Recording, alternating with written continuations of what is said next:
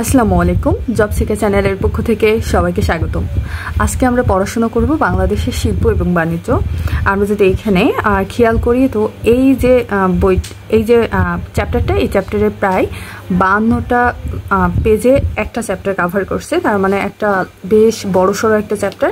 আমাদের এখানে পড়তে হবে যে টপিকগুলো বাংলাদেশের বাণিজ্যের ভিতরে অনেকগুলো সাব টপিক আছে, বাংলাদেশের আমদানি রপ্তানিকৃত যে তথ্যগুলো এবং একই সাথে এর সঙ্গে সম্পর্কিত বিভিন্ন ধরনের যে প্রতিষ্ঠান আছে, মন্ত্রণালয় আছে, সেগুলো সম্পর্কে জানবো। বাংলাদেশের বিভিন্ন শিল্প যেমন হচ্ছে পোশাক শিল্প, ঔষধ শিল্প, চামড়া শিল্প, চা শিল্প, চিনি, সার, পাট, জাহাজ কিংবা পর্যটন, এই ধরনের যে শিল্পগুলো থেকে মূলত আমাদের দেশের অর্থনীতিতে প্রভাব আছে সেই শিল্পগুলো সম্পর্কে পড়ব।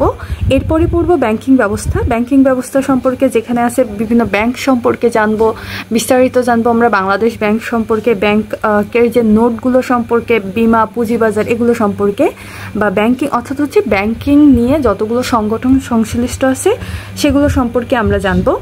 এরপরে আমরা জানবো হচ্ছে বাংলাদেশের যোগাযোগ ব্যবস্থা, রেল, সড়ক, সমুদ্র, নদীপথ এবং স্থলবন্দর এগুলো সম্পর্কে। এরপরে আমরা যে পায়রা তাপবিদ্যুৎ কেন্দ্র সম্পর্কে জানবো। সর্বশেষ যেটা আছে যে বিভিন্ন উন্নয়নমূলক যে প্রকল্প, এগুলো আমরা দেখব যে এই বই যেটা আছে এটা 46-এর এডিশন। তো এরপরে দেখা যায় যে ওই সময় যেগুলো তথ্য ছিল এখন কিন্তু সাম্প্রতিক আরও অনেকগুলো তথ্য অ্যাড হয়েছে। তো আমরা এই বইয়ের পাশাপাশি সাম্প্রতিক কিছু তথ্য সম্পর্কে জানবো। তো আমাদের শিল্প বাণিজ্যর ক্ষেত্রে আমাদের মোটামুটি এই টপিকগুলো জানতে হবে। চলেন আমরা শুরু করি এবার পড়াশোনা। আমরা এই চ্যাপ্টারটা শুরু করার আগে যেটা দেখব যে সিলেবাসে যে উল্লেখ আছে শিল্প এবং বাণিজ্য থেকে প্রতিটি বিসিএসে 3টা করে কোশ্চেন আসে। সম্প্রতি 47 বিসিএস অনুষ্ঠিত হয়েছে। তো আমরা দেখব যে এখানে যদি কোশ্চেন দেখি যে এখান থেকে দেখেন 3টে কোশ্চেনই আছে এই চ্যাপ্টার থেকে। তার প্রথম যে কোশ্চেনটা ছিল বাংলাদেশের কোন দুটি দেশ হতে সিংহভাগ সয়াবিন তেল আমদানি করে, এখানে উত্তর হবে আর্জেন্টিনা এবং ব্রাজিল থেকে। এরপরে দ্বিতীয় যে কোশ্চেনটি আছে বিশ্বব্যাংকের মতে বাংলাদেশের মূল্যস্ফীতি বাড়ার কারণ নয় কোনটি, এখানে মূল্যস্ফীতি বাড়ার কারণ নয় শুধুমাত্র দুর্বল মুদ্রানীতি, বাকি যেগুলো আছে বৈদেশিক মুদ্রা বৃদ্ধি পাওয়া, অভ্যন্তরীণ জ্বালানির মূল্য বৃদ্ধি পাওয়া এবং বৈদেশিক মুদ্রা বৃদ্ধি পাওয়া এটি কারণ নয়, দুর্বল মুদ্রানীতি, টাকার অবমূল্যায়ন এবং অভ্যন্তরীণ মূল্য বৃদ্ধি, এই 3টাই হচ্ছে বিশ্বব্যাংকের মতে বাংলাদেশের মূল্যস্ফীতি বৃদ্ধি পাওয়ার কারণ। এবং সর্বশেষ যেটা ছিল যে বাংলাদেশের বৃহত্তম সার কারখানা কোনটি, এটি হবে যমুনা ফার্টিলাইজার কোম্পানি লিমিটেড। তো এখানে দেখবেন যে বৃহত্তম সার কারখানা কোনটি, তারপরে বৃহত্তম গ্যাস ক্ষেত্র কোনটি, বৃহত্তম পোশাক কারখানা কোনটি, পোশাক থেকে আসে না, দেখা যায় চিনিকল কোনটি, বা সবচেয়ে আগে কোন জায়গায় গ্যাস ক্ষেত্র আবিষ্কৃত হয়েছে, এই ধরনের যে কোশ্চেনগুলো এগুলো বেশ সময় আসে। তো আমরা এখান থেকে পড়া শুরু করছি। নিশ্চয়ই বইয়ের ফিগার দেখে বুঝে গেছেন এটা কোন বই। এটা হচ্ছে বেসিক ভিউ, নাইম হোসেনের বই। আমি চেষ্টা করবো এই বইটা একেবারে পুরোপুরি এই অধ্যায়টা কভার করতে। যাদের কাছে বই আছে তারা তো অলরেডি দেখে নিতে পারতেছেন, বইয়ের সাথে মিলাই নিতে পারতেছেন। আর যদি আপনার কাছে বই না থেকে থাকে আপনি স্ক্রিনে ভালোভাবে ফলো করলে পেয়ে যাচ্ছেন। আচ্ছা, এই ক্লাসটা শুরুর আগে আমি আপনাদের অনেকের করা একটা কমেন্ট আমি প্রায় সময় পাচ্ছি যে আপু আপনি অনেক দ্রুত কথা বলেন, বুঝতে অসুবিধা হয়। আসলে আমি যেটা করি যে আমি যখন ক্লাসটা রেকর্ড করার পরে আমি ওটার স্পিডটা 1.2 করে দেয়, অর্থাৎ স্বাভাবিকের থেকে 0.2 বাড়িয়ে দেয়, দেখা যায় যাতে একটু দ্রুত হয়। দ্রুত হলে এবং আমি মোটামুটি শুনে আমার কাছে মনে হয় যে না স্বাভাবিক আছে, যাতে করে আপনাদের টাইম ডিউরেশনটা একটু কমে যায়। দেখা যায় 1.5 ঘন্টার একটা ক্লাস আমি যদি 0.2 করে দেয় তখন দেখা যায় যে 1 ঘন্টা 20-25 মিনিটে হয়ে যাচ্ছে, 20-25 মিনিট সেভ হচ্ছে। তো আমি এই কারণে টাইম ডিউরেশনটা কমানোর জন্য স্পিডটাকে বাড়িয়ে দিচ্ছিলাম। এই ভিডিও থেকে আমি সেটা করছি না। যদি আপনাদের কারোর মনে হয় যে ক্লাসটা দ্রুত দেখার দরকার, সেক্ষেত্রে আপনারা সেটিং থেকে সাউন্ড স্পিডটা একটু বাড়িয়ে নিতে পারেন প্রয়োজন অনুযায়ী। আমাদের প্রথম যে প্রশ্নটা আছে 45তম বিসিএস এবং 44তম বিসিএস পরপর 2বার আসছে। নিচের কোনটি বাংলাদেশের বৃহত্তম গ্যাস ক্ষেত্র? বাংলাদেশের বৃহত্তম গ্যাস ক্ষেত্র হচ্ছে তিতাস গ্যাস ক্ষেত্র, যেটি 1962 সালে আবিষ্কৃত হয়। এটি অবস্থিত ব্রাহ্মণবাড়িয়ায়। এর মোট কূপ সংখ্যা আছে 24টি এবং ঢাকা শহরে যতগুলো জায়গায় গ্যাস সরবরাহ করা হয় সব জায়গার গ্যাস সরবরাহ করা হয় এই গ্যাস ক্ষেত্র থেকে। 2 নম্বর কোশ্চেন যেটি আছে যে বাংলাদেশের প্রধান বা গুরুত্বপূর্ণ খনিজ সম্পদ কোনটি? বাংলাদেশের প্রধান বা গুরুত্বপূর্ণ খনিজ সম্পদ হচ্ছে প্রাকৃতিক গ্যাস, আর বাংলাদেশে টোটাল গ্যাস ক্ষেত্র আছে 29টি। সর্বশেষ যে গ্যাস ক্ষেত্র সেটি ভোলার ইলিশায় অবস্থিত। ইউরিয়া সারের প্রধান কাঁচামাল কি? ইউরিয়া সারের প্রধান কাঁচামাল হচ্ছে প্রাকৃতিক গ্যাস এবং প্রাকৃতিক গ্যাসের প্রধান কাঁচামাল হচ্ছে মিথেন। এখান থেকে এই কোশ্চেনটা আমাদের দুইভাবে আসতে পারে। যদি বিজ্ঞানে আসে তো সেক্ষেত্রে কোশ্চেনটা ঘুরায় আসবে যে প্রাকৃতিক গ্যাসের প্রধান উপাদান কি, আমাদের তখন উত্তর দেব মিথেন।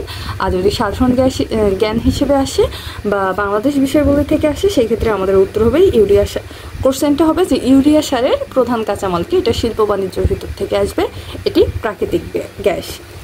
এরপরে আমরা দেখবেন যে আমরা অনলাইনে বিভিন্ন যে সেলাররা আছে তাদের মুখে প্রায় শুনি তাদের পণ্য প্রমোশন করার ক্ষেত্রে বা পণ্য সম্পর্কে তারা যখনই বলতে যায় তারা দাবি করে যে বিএসটিআই কর্তৃক অনুমোদিত। এই বিএসটিআইটা কি?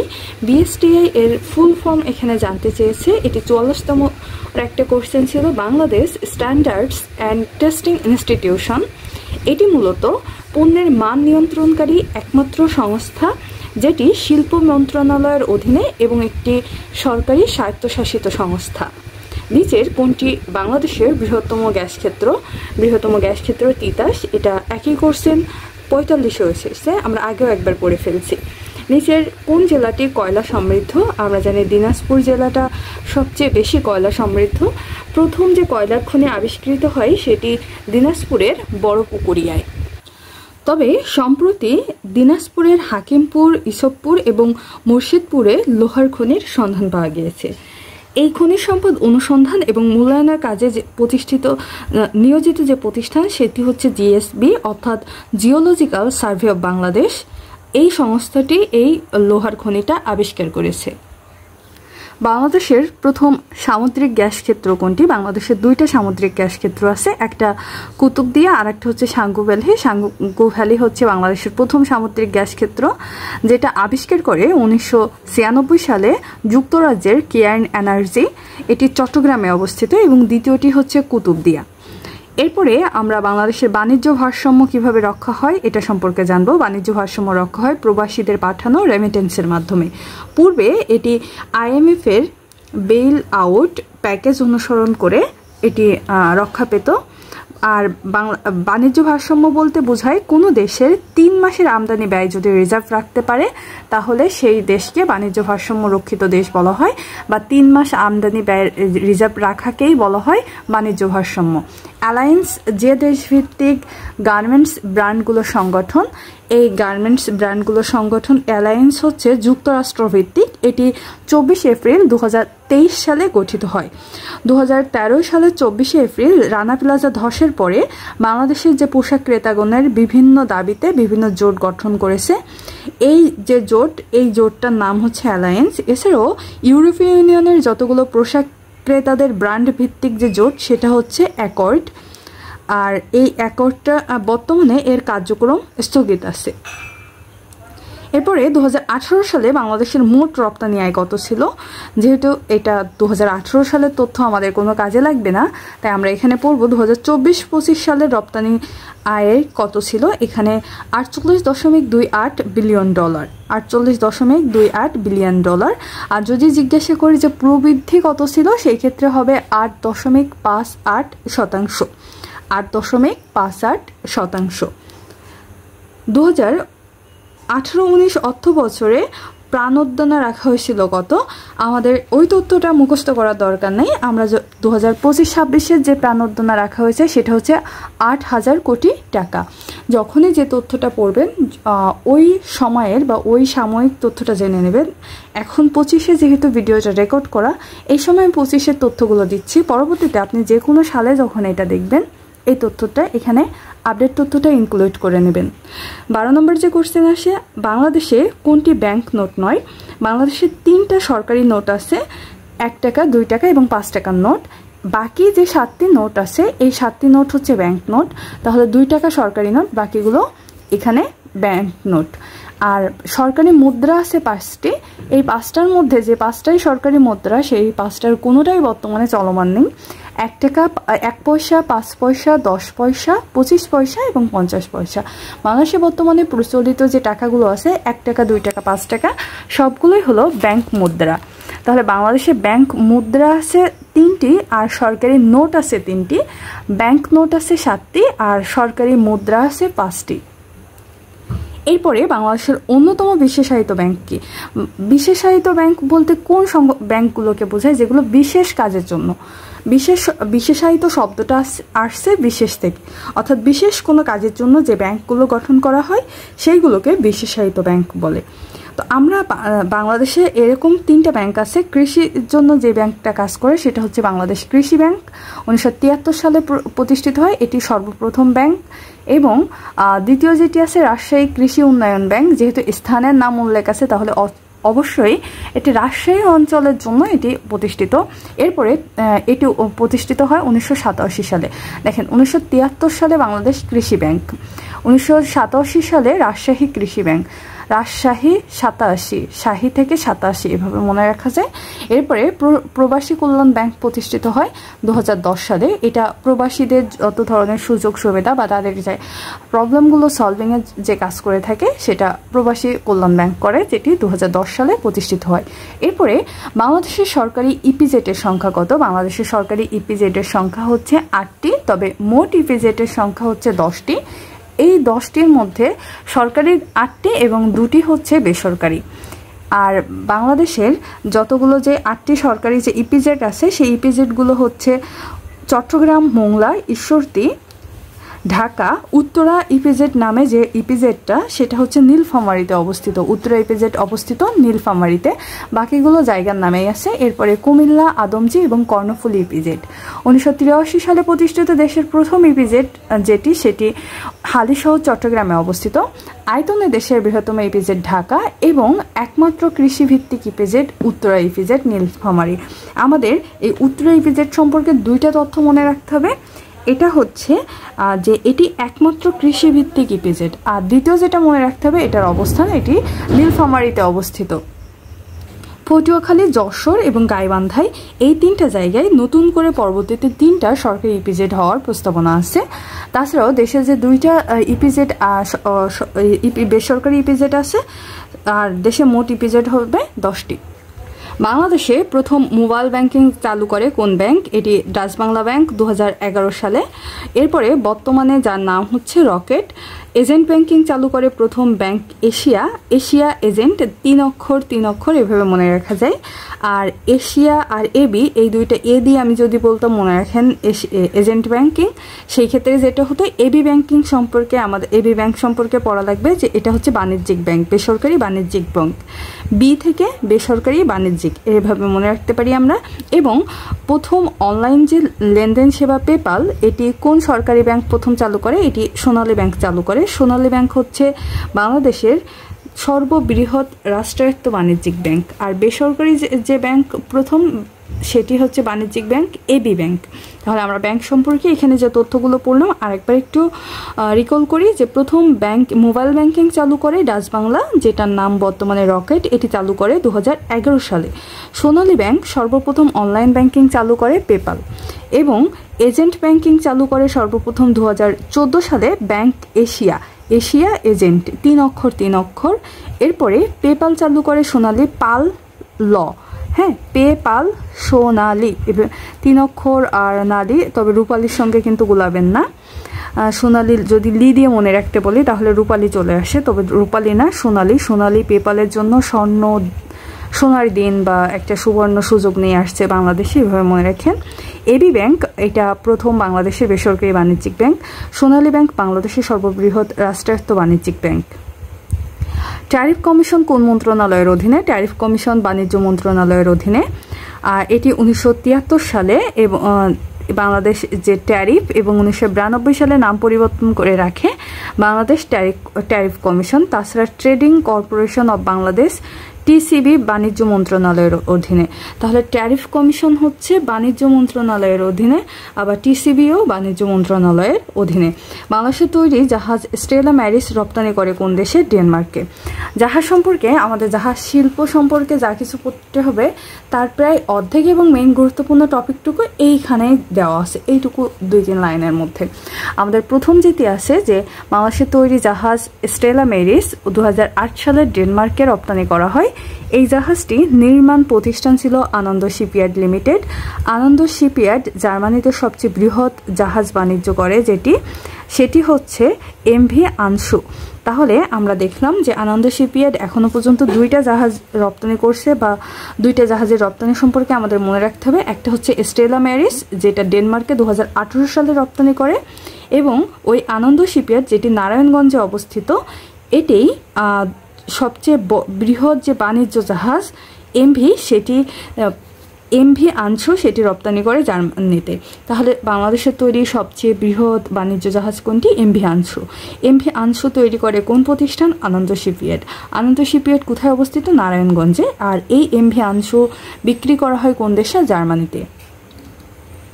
তাছাড়াও দেশের বর্তমান জাহাজ নির্মাণ এবং মেরামত কারখানা হচ্ছে খুলনা শিপইয়ার্ড, যা 1957 সালে খুলনার লবণচূড়ায় প্রতিষ্ঠিত হয়। এটি বাংলাদেশের বৃহত্তম জাহাজ শিল্প।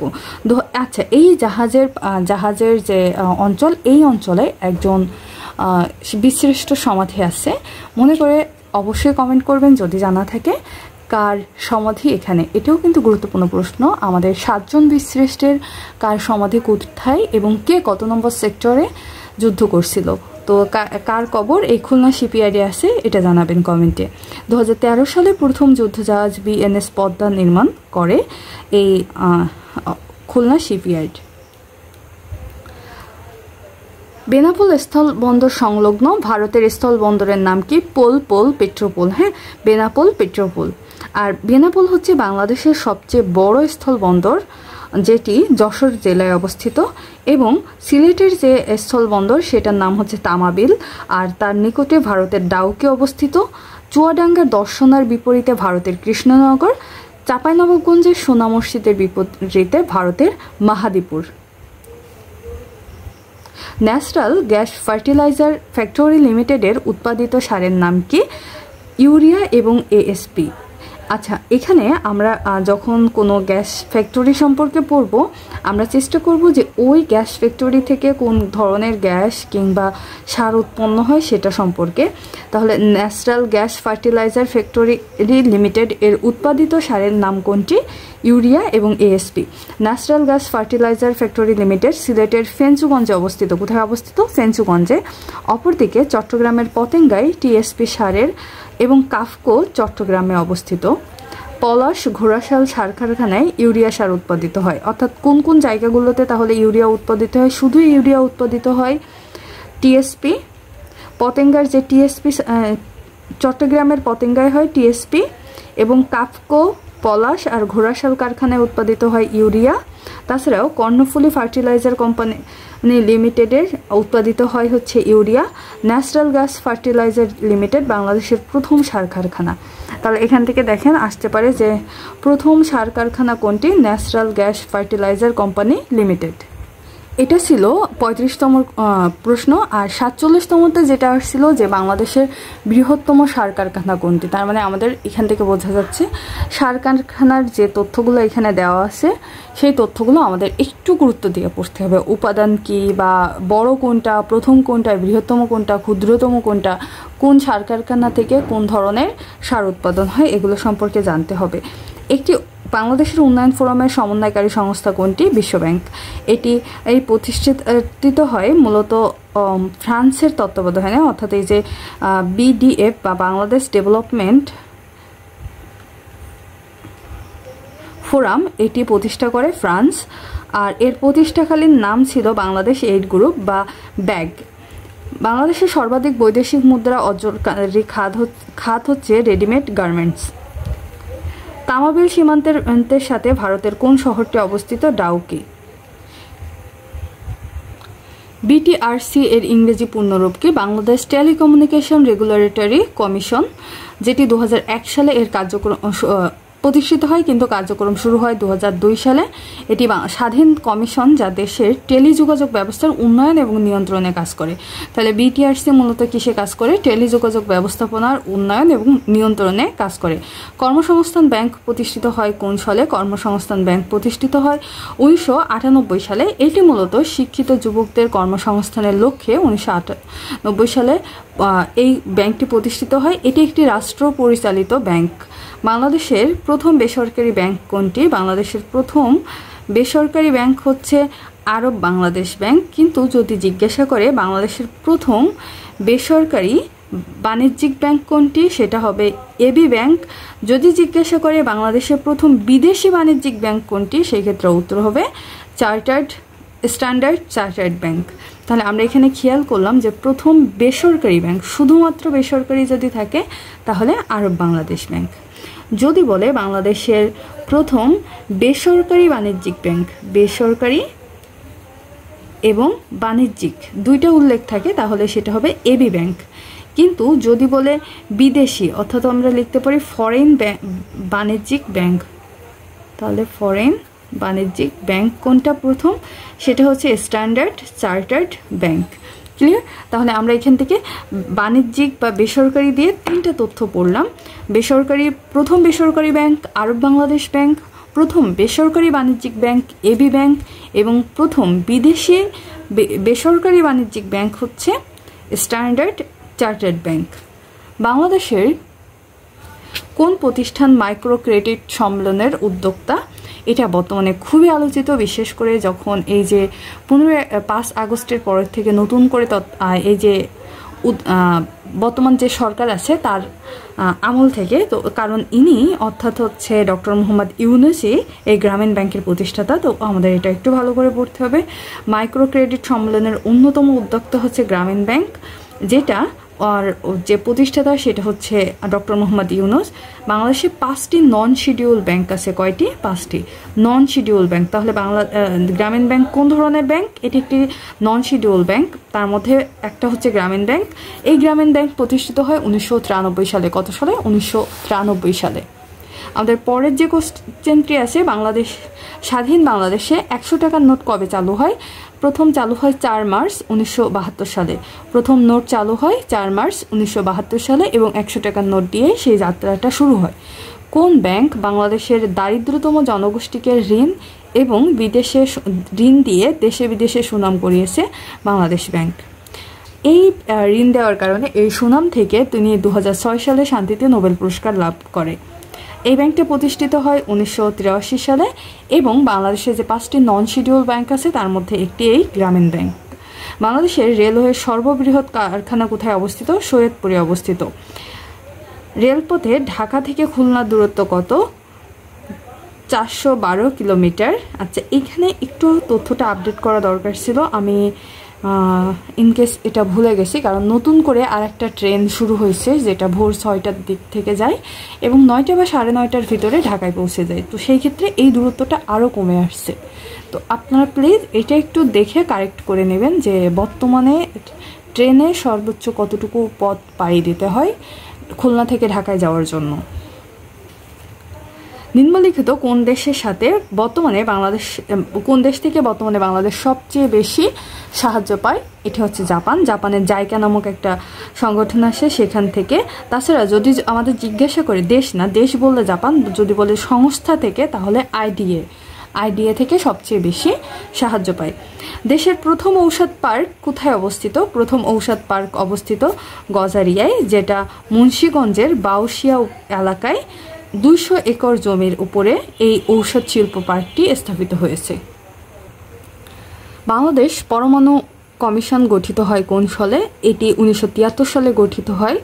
এটা বাংলাদেশের বৃহত্তম বিজ্ঞান গবেষণা প্রতিষ্ঠান আর এটি মূলত ঢাকা বিশ্ববিদ্যালয় সংলগ্ন এলাকায় অবস্থিত।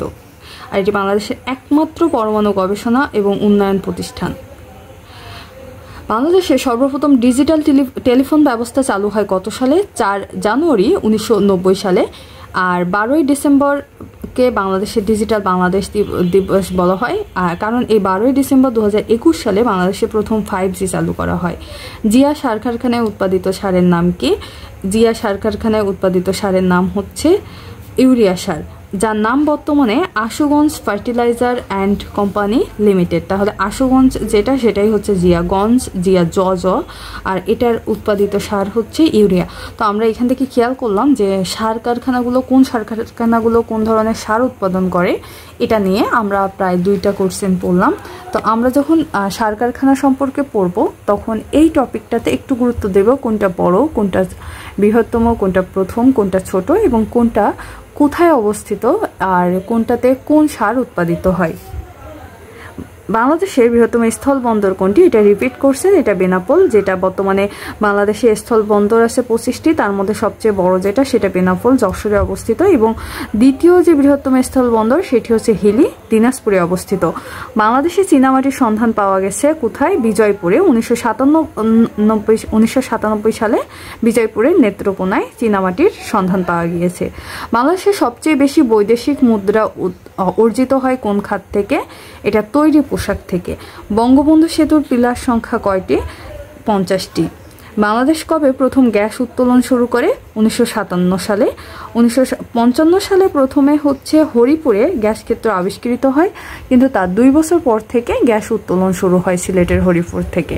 তাহলে গ্যাস ক্ষেত্র আবিষ্কৃত হয় কত সালে? 1955 সালে।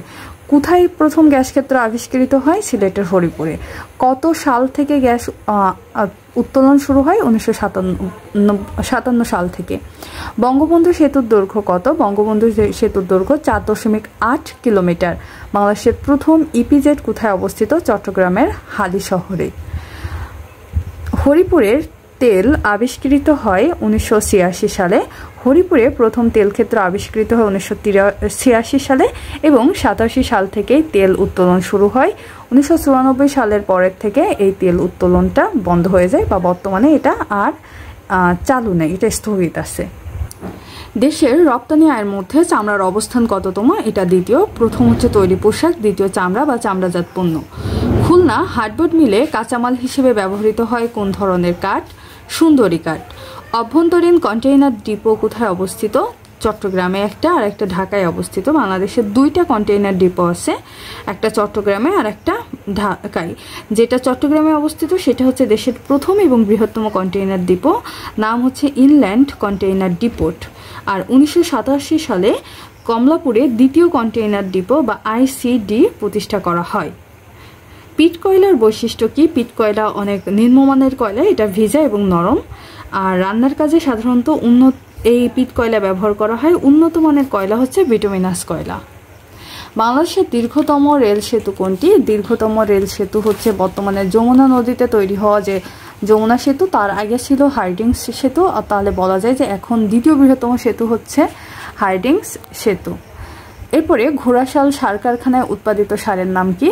ঘোড়াশাল সার কারখানায় উৎপাদিত সারের নাম হচ্ছে ইউরিয়া।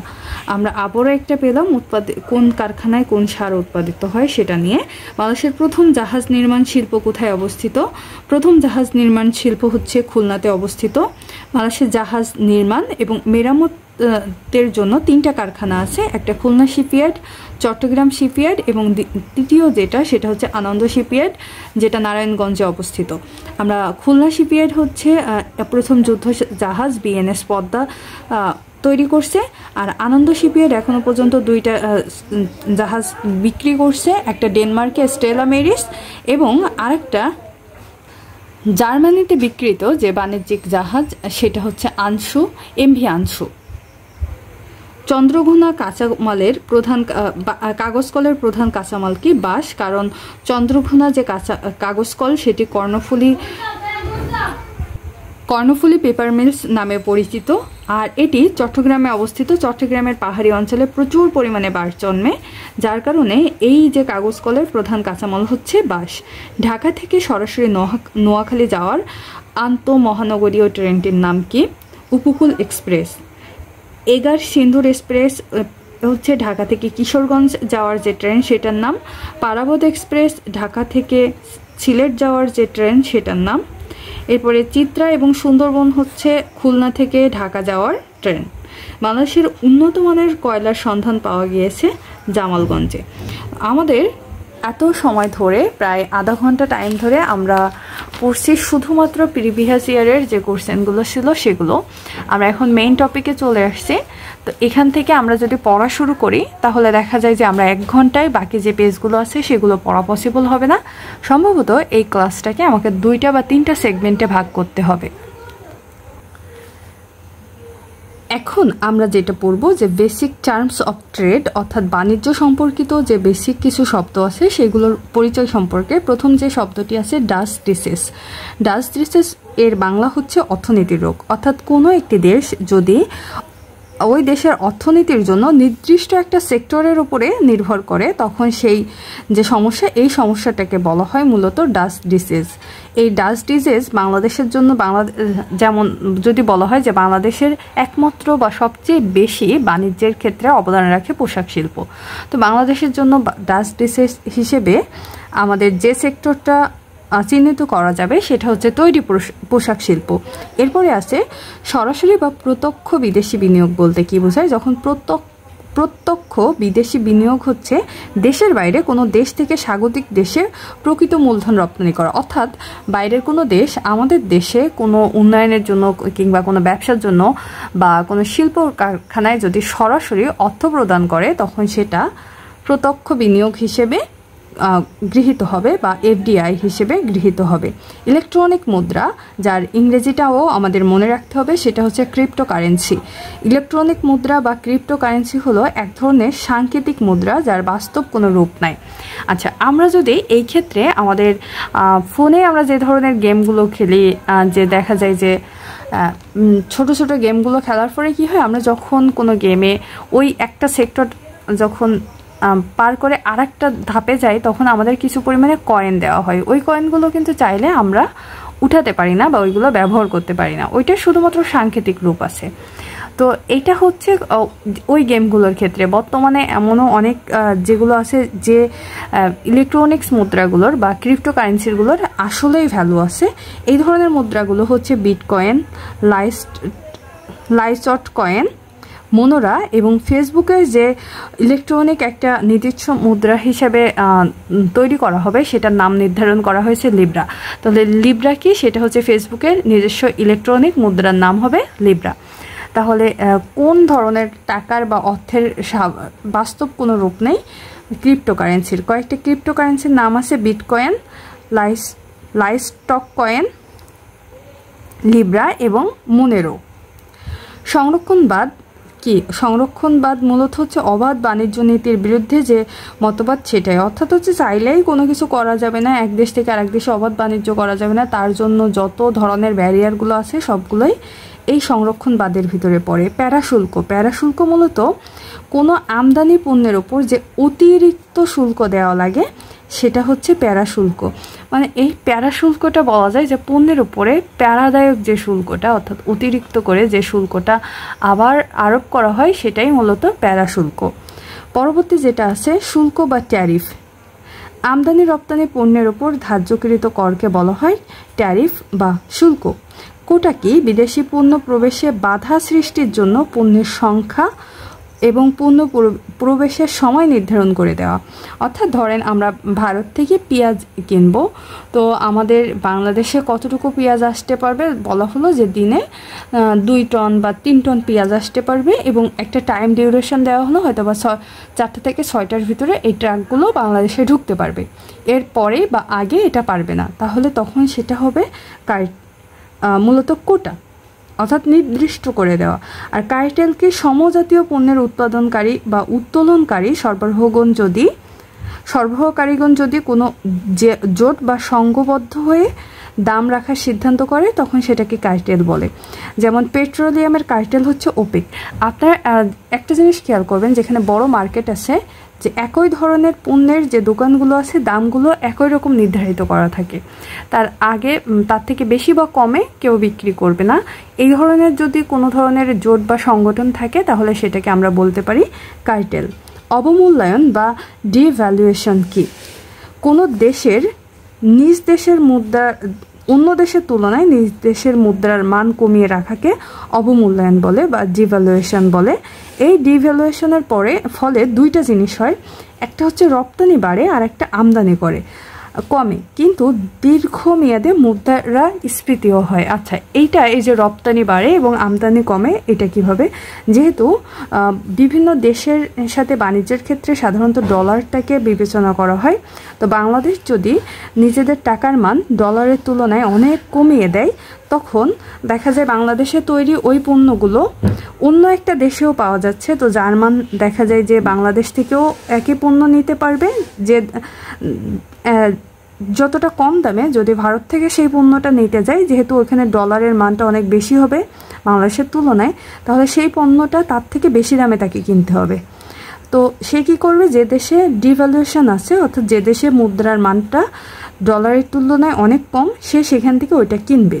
তাহলে কি হচ্ছে যে বাংলাদেশে যেহেতু আবার যদি বাংলাদেশ চায় যে অন্য একটা দেশ থেকে আবার পণ্য আমদানি করতে, তাহলে যেহেতু এই দেশের মুদ্রার মান ডলারে অনেক কম, তখন সে অনেক টাকা তাকে ব্যয় করতে হচ্ছে। এই কারণে আমদানি ওই সময়টাতে কমে যায়, রপ্তানি বেড়ে যায়। যেহেতু রপ্তানি বাড়ে, তখন হচ্ছে দেশে অনেক বেশি অর্থ চলে আসে, আর যখন বাজারে যে দ্রব্যাদি থাকে তার তুলনায় অর্থ বেশি আছে বা অর্থের সাপ্লাই বেশি হয়, তো সেই ক্ষেত্রে মুদ্রাস্ফীতিটা বৃদ্ধি পায়। এরপরে আসি ব্যালেন্স অফ ট্রেড। এক বছর শেষে কোনো দেশের অন্য সকল দেশের শুধুমাত্র দৃশ্যমান আমদানির পরিমাণ থেকে দৃশ্যমান রপ্তানির পরিমাণ বাদ দিলে যা পাওয়া যায় তাকে বলা হয় balance of trade. Balance of payment, এটাও একই কথা, যে কোনো দেশের সাথে অন্য সকল দেশের যে পরিমাণ লেনদেন হয় তার পার্থক্যকে বলা হয় ব্যালেন্স অফ পেমেন্ট। এরপরে আমরা যেটা পড়ব, বাংলাদেশের অর্থনীতির সাথে জড়িত আন্তর্জাতিক সম্প্রদায় বা গোষ্ঠী। আচ্ছা, আমরা কেন এই ধরনের জিনিসগুলো সংক্ষিপ্ত না পড়ে কেন এত বিস্তারিত পড়তেছি বা সবগুলো কেন এত ব্যাখ্যা করতেছি, সেটার কারণ হচ্ছে বর্তমানে যে পরীক্ষাগুলো আছে সেগুলোতে দেখা যাচ্ছে যে অনেকটা ডিপ থেকে কোশ্চেনগুলো আসতেছে। তো আমার মনে হয় বিস্তারিত পড়াটাই বেটার, সেই কারণে আমি যতটুকু পারতেছি বিস্তারিত পড়ে স্কিপ না করে এগোনোর চেষ্টা করতেছি। এখন বিভিন্ন গোষ্ঠী আন্তর্জাতিক যে বাণিজ্যের ক্ষেত্রে, অর্থনীতির ক্ষেত্রে যে আন্তর্জাতিক যে সম্প্রদায় বা গোষ্ঠী আছে সেগুলো কি? আন্তর্জাতিক সম্প্রদায় বা গোষ্ঠী বলতে ওই যে কার্টেলটাকে বোঝায়। তো আমরা এখন বিভিন্ন কার্টেল সম্পর্কে পড়ব। প্রথম আমরা পড়ি H&M। H&M হচ্ছে সুইডিশ খুচরা বিক্রেতা প্রতিষ্ঠান, যারা মূলত বাংলাদেশ থেকে পোশাক কিনে থাকে। তাহলে H&M কোন ধরনের প্রতিষ্ঠান? এটা পোশাক পণ্য ক্রয়কারী একটা প্রতিষ্ঠান। এটা কোন দেশ ভিত্তিক? এটা সুইডিশ ভিত্তিক বা সুইডিশ একটা প্রতিষ্ঠান, যার পূর্ণরূপ হচ্ছে হেন্স অ্যান্ড মাউরিটস এবি। আচ্ছা, অ্যালায়েন্স কি? অ্যালায়েন্স হচ্ছে বাংলাদেশ থেকে উত্তর আমেরিকায় পোশাক ক্রেতাদের যে জোট, সেটা বাংলাদেশ থেকে উত্তর আমেরিকা বা যুক্তরাষ্ট্রের যে জোট সেটা হচ্ছে অ্যালায়েন্স। আর অ্যাকর্ড হচ্ছে ইউরোপের যে পোশাক ক্রেতাদের জোট, সেটা হচ্ছে অ্যাকর্ড। ইয়াংওয়ান হচ্ছে বাংলাদেশে বিনিয়োগকারী সবচেয়ে বড় প্রতিষ্ঠান, যেটি দক্ষিণ কোরিয়ার একটা প্রতিষ্ঠান, যেটা বাংলাদেশে বিনিয়োগ করে থাকে হচ্ছে পোশাক খাতে। তাহলে আমরা যদি দেখি যে বাংলাদেশে বিনিয়োগকারী সবচেয়ে বড় দেশ বা সবচেয়ে বেশি যে দেশ বিনিয়োগ করে সেটা জাপান। যদি বলে সংস্থা, কোন সংস্থা সবচেয়ে বেশি বিনিয়োগ করে, তাহলে IDA। আর যদি বলে কোন প্রতিষ্ঠান সবচেয়ে বেশি বিনিয়োগ করে, তাহলে হবে ইয়াংওয়ান। ইয়াংওয়ান কোন দেশ ভিত্তিক প্রতিষ্ঠান? দক্ষিণ কোরিয়া। এটি কোন খাতে বিনিয়োগ করে থাকে? পোশাক খাতে। কাউকাস মার্কিন কংগ্রেসে বিভিন্ন দেশের কার্যাদি সম্পন্ন করতে বহুদলীয় পরিষদ, এরকম বাংলাদেশে আছে কক্কাস। টিকফা হচ্ছে trade and investment corporation forum agreement, যেটি বাংলাদেশ এবং যুক্তরাষ্ট্রের মধ্যে বাণিজ্য ও বিনিয়োগ সহযোগিতা চুক্তি। তাহলে টিকফা মূলত কি? টিকফা মূলত বিনিয়োগ এবং বাণিজ্য সহযোগিতা চুক্তি। এটি কোন দুইটা দেশের মধ্যে স্বাক্ষরিত হয়েছে? বাংলাদেশ এবং যুক্তরাষ্ট্রের মধ্যে। কখন এটি স্বাক্ষরিত হয়? 25 নভেম্বর 2013 সালে টিকফা স্বাক্ষরিত হয় ওয়াশিংটনে। PTA প্রিফারেন্সিয়াল ট্রেডিং এগ্রিমেন্ট হলো অগ্রাধিকারমূলক বাণিজ্য ব্যবস্থা। আচ্ছা, অগ্রাধিকারমূলক বাণিজ্য ব্যবস্থা বলতে বোঝায় যে বাংলাদেশ কোনো একটা দেশকে ধরেন সুযোগ দিল যে সেই দেশ থেকে এই দেশে 5টা বা 10টা পণ্য আসতে পারবে, বিনিময়ে তারা আমাদের দেশ থেকে ওই তার থেকে বেশি বা কম কিছু পণ্য তাদের দেশে ক্রয় করবে। তো এই ধরনের যে বাণিজ্য চুক্তি সেগুলোকে বলা হয় অগ্রাধিকার বাণিজ্য ব্যবস্থা বা পিটিএ।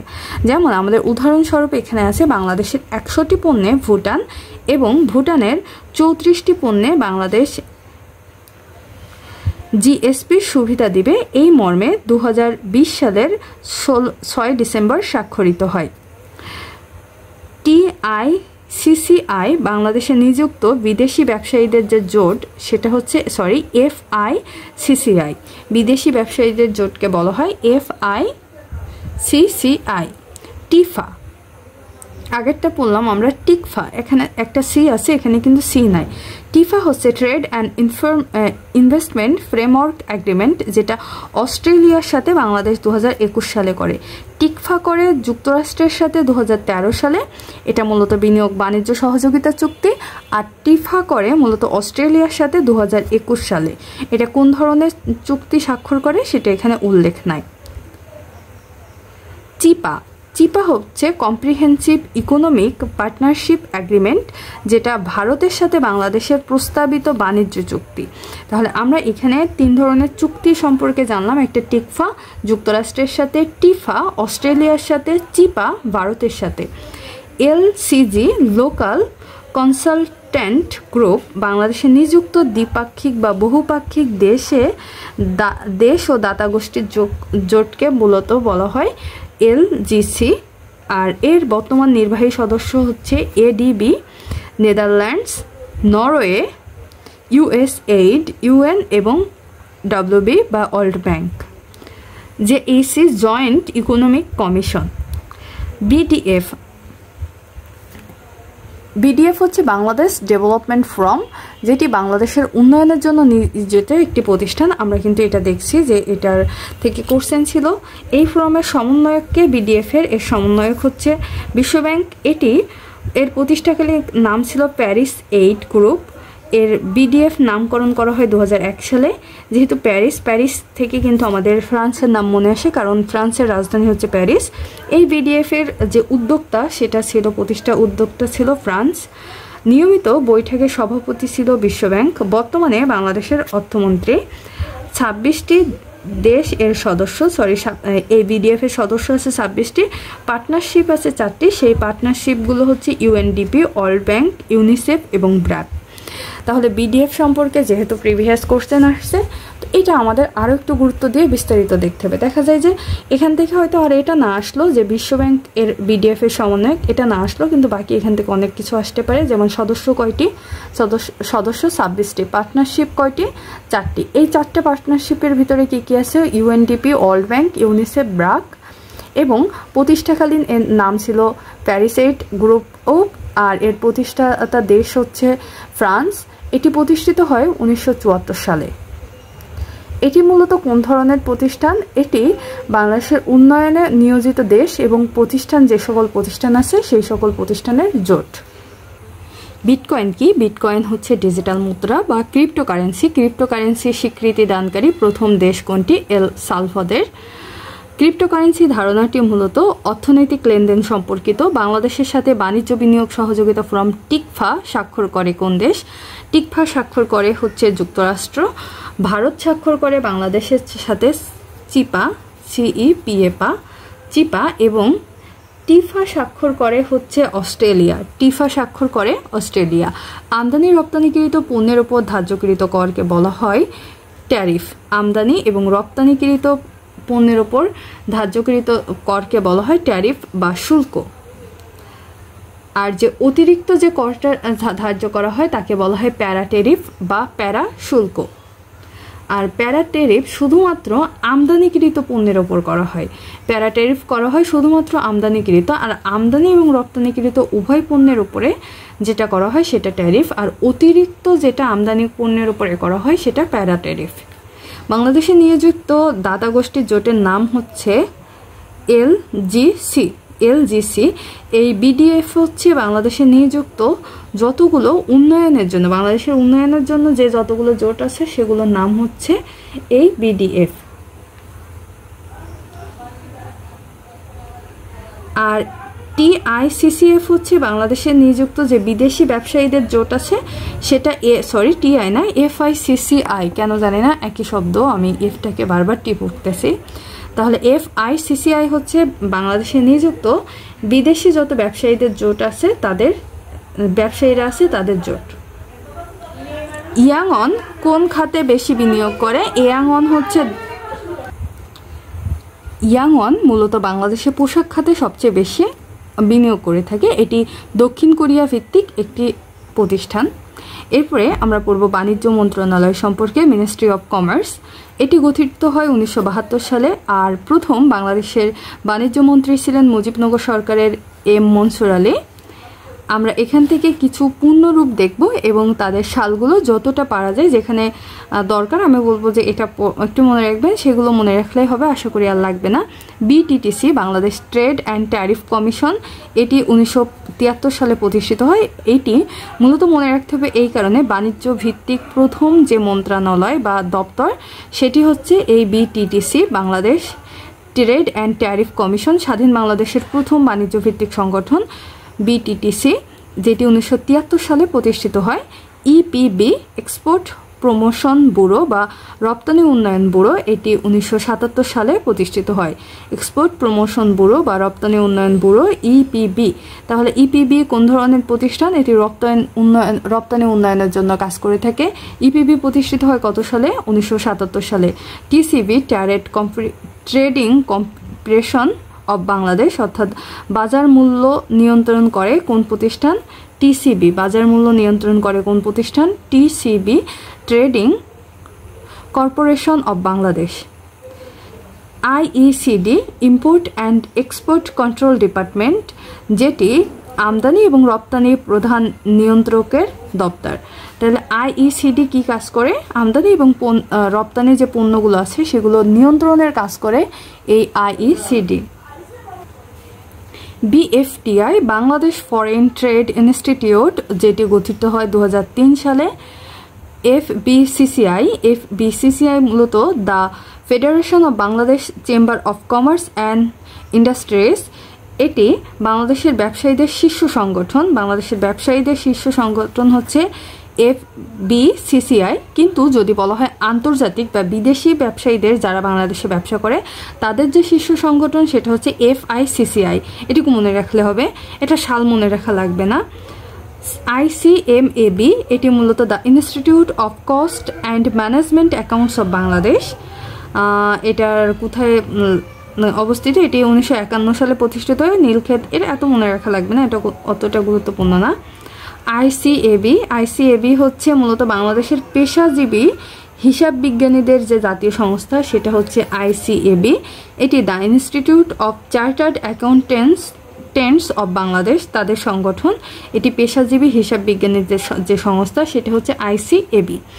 আপনারা এটা আরেকবার একটু রিভিশন দিয়ে নিতে পারেন যে বাংলাদেশের প্রথম ট্রেড অ্যান্ড ট্যারিফ কমিশন যেটি BTTC, এটি 1973 সালে প্রতিষ্ঠিত হয়। EPB বা এক্সপ্রিহেন্সিভ প্রমোশন ব্যুরো, যেটা রপ্তানি উন্নয়ন ব্যুরো, 1977 সালে।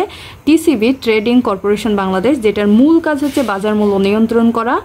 IECD, যেটা হচ্ছে যে আমদানি এবং রপ্তানি পণ্য নিয়ন্ত্রণ করে থাকে, IECD। BFTI Bangladesh foreign trade institute, আর এর ভিতরে শুধুমাত্র যে বাংলাদেশ ফরেন ট্রেড ইনস্টিটিউট সেটি 2003 সালে প্রতিষ্ঠিত হয়। FBCCI, যেটা বাংলাদেশের যে শীর্ষ ব্যবসায়ী যে সংগঠনগুলো আছে তাদের যে সংগঠন, সেটা হচ্ছে শীর্ষ ব্যবসায়ীদের যে সংগঠন, সেটা হচ্ছে FBCCI। বাংলাদেশে যে বিদেশি যে ব্যবসায়ীদের সংগঠন, সেটা হচ্ছে FICCI। আর এখান থেকে ICAB হচ্ছে বাংলাদেশে পেশাজীবী যে বিজ্ঞানীরা আছে, হিসেব বিজ্ঞানীরা, তাদের যে জাতীয় সংস্থা, সেটা হচ্ছে ICAB। জাতীয় ভোক্তা অধিকার সংরক্ষণ অধিদপ্তর চালু হয় কবে? 2009 সালে। বাংলাদেশ সফটওয়্যার প্রস্তুতকারীদের যে সংগঠন, সেটার নাম হচ্ছে বেসিস। EPB এর পূর্ণরূপ কি? এক্সপোর্ট প্রমোশন ব্যুরো, যেটা রপ্তানি যে উন্নয়নে সহযোগিতা করে সেই সংস্থা। CIP কিসের সাথে সম্পর্কিত? ব্যবসা বাণিজ্যের সঙ্গে সম্পর্কিত। ICMAB কোন মন্ত্রণালয়ের অধীনে? এটি বাণিজ্য মন্ত্রণালয়ের অধীনে। রিহ্যাব এর পূর্ণরূপ কি? Real estate and housing association of Bangladesh. বাংলাদেশের প্রথম এবং একমাত্র ওয়ার্ল্ড ট্রেড সেন্টার কোথায় অবস্থিত? এটি চট্টগ্রামে অবস্থিত। TRIPS এর পূর্ণরূপ কোনটি? Trade related aspect of intellectual property rights. TCB stands for Trading Corporation of Bangladesh. DCCI stand for Dhaka Chamber of Commerce and Industries. BGMAE stand for Bangladesh Garments Manufacturers and Exporters Association. এখন আমরা বাংলাদেশের আমদানি এবং রপ্তানি তথ্য সম্পর্কে পড়ব। আমরা মনে হয় না যে খুব একটা বেশি শেষ করতে পারবো 1.5 ঘন্টার ক্লাসে।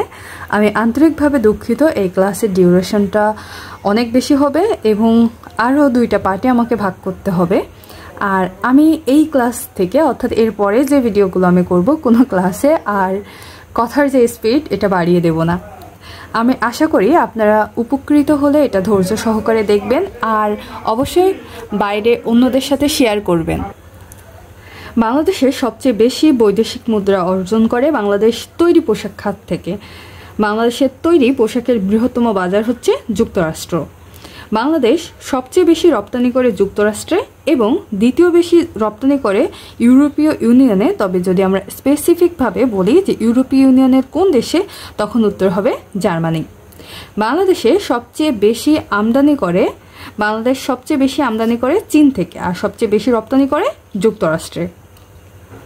বাংলাদেশের সাথে বাণিজ্যিক ঘাটতি সবচেয়ে বেশি কোন দেশের? চীনের সাথে, দ্বিতীয় হচ্ছে ভারতের সাথে।